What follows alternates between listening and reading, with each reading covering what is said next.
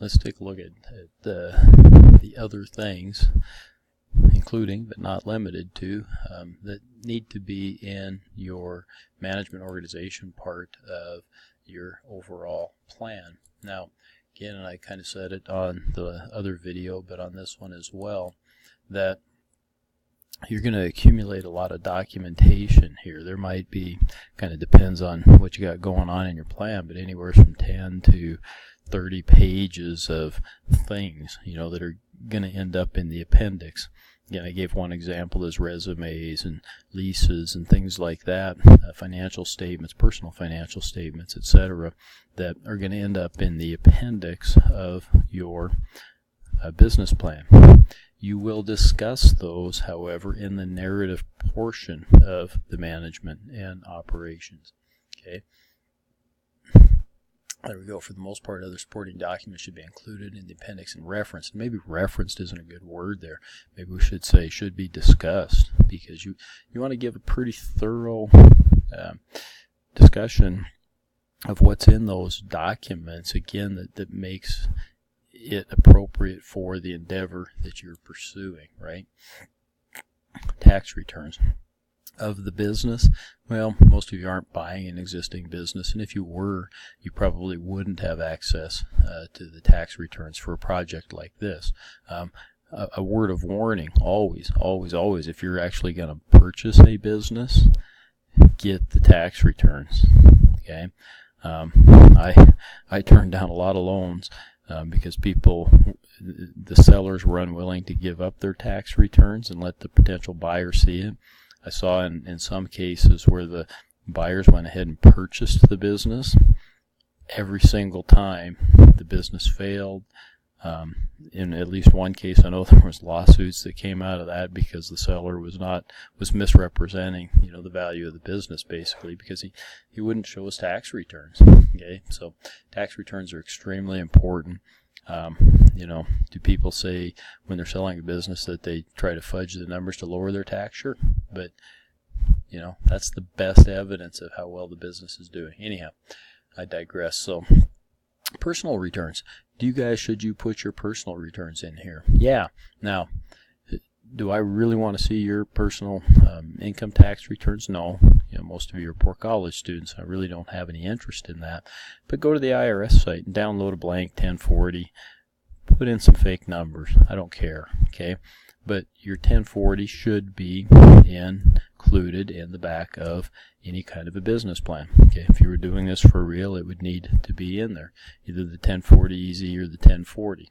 Okay, so again, you can go in, you can fill that out right online. It's PDF form, download it. You can fudge the numbers, put in whatever. I don't really want to see it. If you want to include your real one, that's fine too. I glance at them. I want to make sure they're in there, and that's it. Personal financial statements. You do need to fill out a personal financial statement. I may have included some blanks on there, but if not, you can go to templates in Excel is a good place, and you can find blank personal financial statements. I don't really care the format.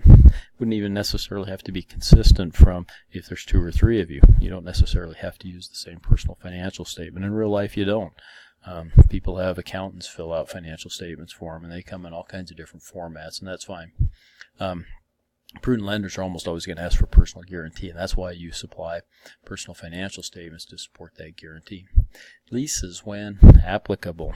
Okay, if you're looking at a particular property, presumably you've talked to a realtor or perhaps the owner, you might find, I have in several cases, where they're more than happy to share with our class or the students the copy of the lease that they would use.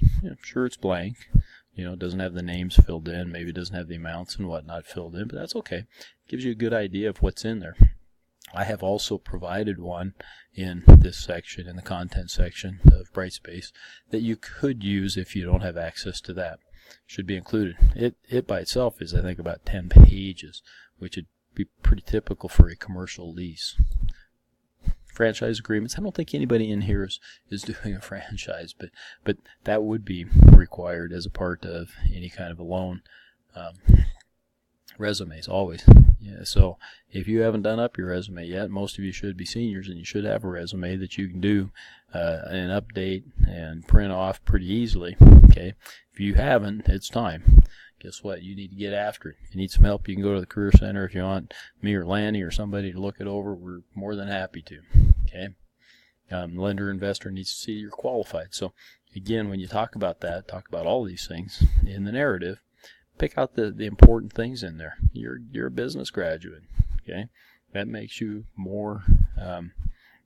You would think that you would have the wherewithal, or not so much wherewithal, the acumen to go into this type of a business.